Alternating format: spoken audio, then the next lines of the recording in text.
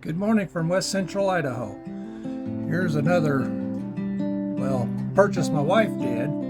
You know, our spouses, they always keep an eye out for us on what's in the train world of used toy trains in the wild. And she picked this little guy up for me. My plan is to build a little track for it with some sides so it can kind of run around. I have a new granddaughter and I got a feeling she's going to like some trains. I don't know. We'll see. But here's the little, call it a Zig Zag train. Got 3 coaches.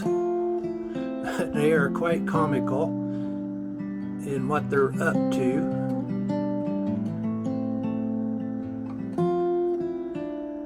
It was missing the flag, so I had a sticker. I cut these out and made flags. I don't have much room to run it. Okay, got it wound up. There she goes. Whoa, right off the edge. Feisty little guy.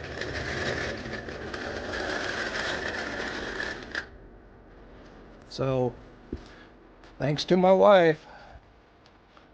Check her channel out at Squirrel Village. She does films of squirrels and does antics and stuff in our side yard over here. So, catch you later.